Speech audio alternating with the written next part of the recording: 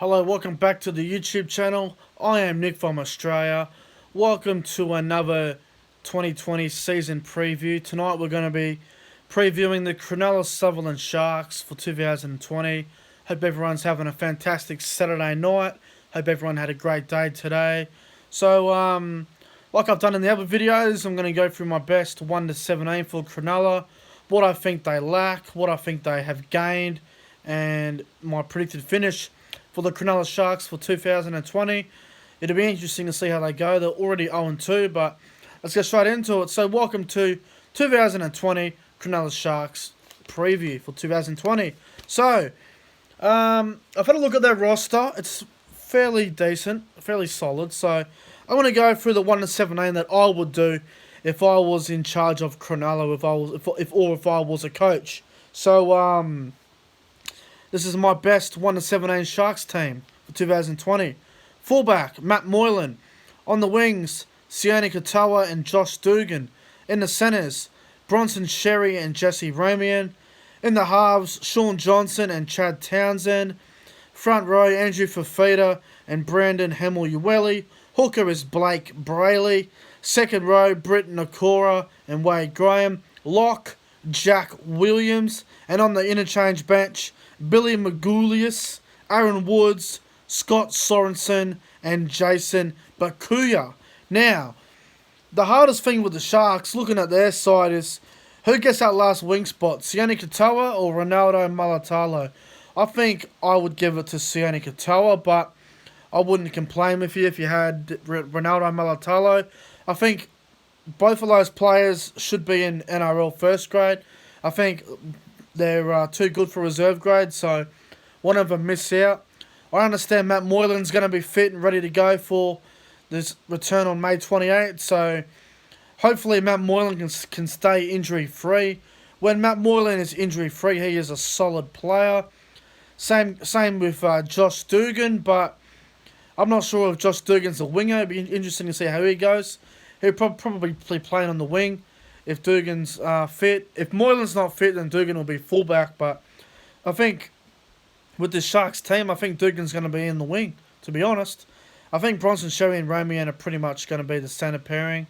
The halves, Johnson and Townsend, that's pretty obvious. Bradley, the hooker's obvious.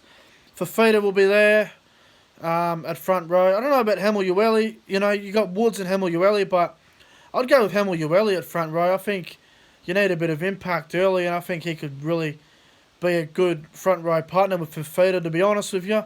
Back row's pretty obvious with Nakora and Graham. Jack Williams will probably play lock, which I think would be a good thing. And the bench, I think Billy Magoulias, I think he will do a job there on the bench. Aaron Woods, the Sharks need a bit of experience on the bench, so I think Woods would be better off the bench.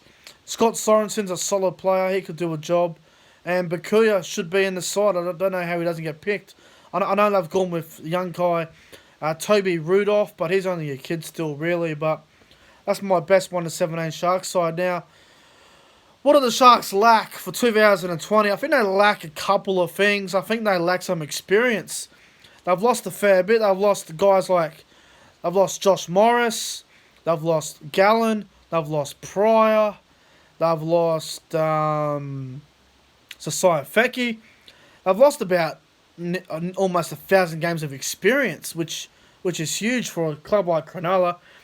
J Moz has he played 300, Josh Morris? He's played close to 300 or just over 300. Feki's played at least 220 or maybe a bit more. Gallen's played 300 and something. Matt Pryor's played almost 300 or may have played 300. Lost a lot of experience, Cronulla. Now, the thing that concerns me about the Sharks is I got a lot of players who are injury prone, in my opinion. Like Moylan's an example. Josh Dugan. Those two there are high profile players on big money. Those two got to try and avoid injury if the Sharks are going to be successful. Andrew Fafita's knee is a bit of a worry.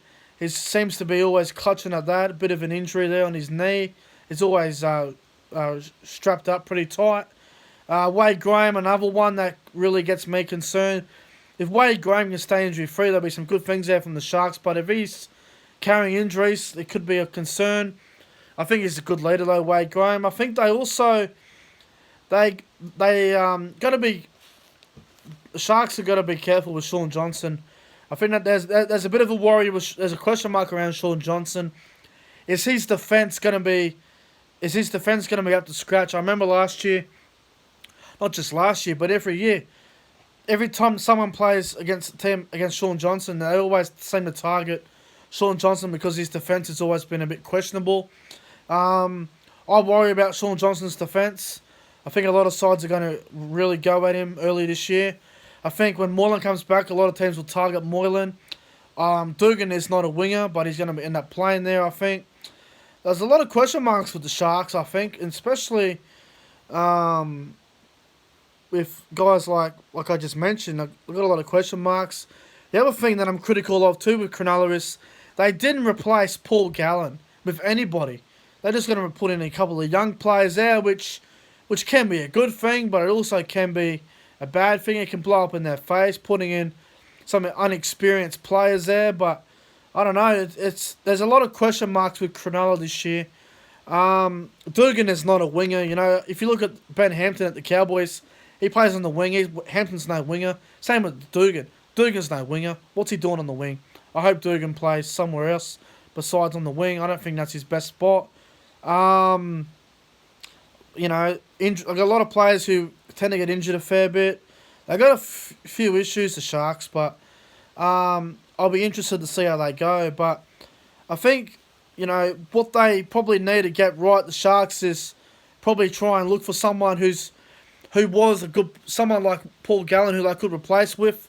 You know, I don't know about Jack Williams. He's only a young player still, but they should have went to the market and looked for someone to replace Paul Gallen with, but they didn't do that. They're going to go with the young players. We'll see if it's a successful move or it's a blow up in their face. We'll soon find out. What have the Sharks gained for 2020? Well, I think the return of Jesse Ramian is actually a really good positive thing for the Cronulla Sharks. I think, you know, when he first came through the Sharks, he was one of those young strike centres coming through. Went to Newcastle for whatever reason. Didn't really get along with Nathan Brown at the time when he was there. It just didn't work out. He didn't get the ball much either. So I think Jesse Ramian going back to Cronulla, it makes sense. We'll see how he goes. He's a solid player on his day, Jesse Ramian. Looking forward to seeing how he goes this year for the Sharks. Another positive, I think, another positive that the Sharks do have this year, what they've gained is they've got a lot of young players, which I think's a good thing, but it can be a bad thing. You know, they got a nice young strike back row there in Britton Nikora, a solid young centre named Bronson Sherry, another good young forward called Brendan Hemelueli. I've got some good young players there, and I've got some inexperienced ones there like Jack Williams and Billy Magoulias, who I think are phenomenal players coming through, but they're only young kids still. Look, I think. Oh, also, Sione Katoa is the other one, and Ronaldo Mulatalo. Some good young players coming through there for Cronulla, but do they have too many young players? I'm not real sure. The Sharks, for mine, you know, the young players is a good thing, but their attack this year is going to be really interesting. I remember the game against Souths, they looked terrible, and then they come good out of nowhere. And in the Melbourne game, they really struggled for points. So, you know, if Sean Johnson doesn't step up to the plate this year, the Sharks may struggle. I think Chad Townsend's going to have a good season. I don't know. I'm really concerned about a lot of their big name profile players if they can avoid injury. It's just a matter of if they can stay injury free and they can do some good things this year. You know, I'm worried about the Sharks because if the key is Bronson Sherry, that's a concern. Like, if you look at the Sharks, I think the key player is Bronson Sherry. If Bronson Sherry's not there, the Sharks may be a bit strange. I think he's the key to the Sharks this year. Obviously, Sean Johnson and Chad Townsend probably are as well. If they're not there, they're probably going to fall into a heap. But, you know, if you look at the Sharks this year, I think there's more question marks than there is positives for the Cronulla side. You know, I don't think they're going to be terrible, but I don't know how they're going to go. It's a weird one for Cronulla. Plus, the other thing too that may affect them, they can't play at Shark Park, Toyota Stadium, or Southern Cross Group Stadium, whatever they call it. I always call it Shark Park because it just makes more sense. But playing all their home games at Cogra Oval is going to be very interesting how that goes about. But look, in my opinion, the predicted finish for the Sharks this year, I think 2020, I think it might be a little bit of a rebuild year for Cronulla. Lots of young players. Look, personally, I wouldn't be too surprised if the Sharks did make the 8, but I'm gonna take the prediction, and I'm gonna say the Sharks miss the finals. Overall, I'm predicting the Cronulla Sharks in 2020 to finish in 10th position on the competition ladder. I think they could fall a bit lower than 10th, but I think they have a side that should win a few games against some good sides. They shouldn't lose a lot of games to, Sharks shouldn't lose to the Titans. They can't be that bad, but I think they're going to be competitive. I think they're going to be a competitive team. I think they'll just miss out on the finals. I think they'll lose a lot of close games, I reckon they'll lose a lot of games and miss the 8, but I reckon they'll lose a lot of games 1-12. To be honest, I don't see them getting flogged by 30-40 a lot of weeks, but I think most of their losses will be somewhere between 2 to 16 points. They won't lose a lot of flogging. They won't get flogged a lot. But look, anyway, guys, that's pretty much it for my Cronulla Sharks preview for 2020. I believe they'll finish in 10th for 2020.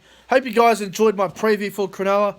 Make sure you guys go ahead and like, comment, and subscribe. Hope you guys are enjoying this, and I will see you guys tomorrow night for another season preview. Have a good one.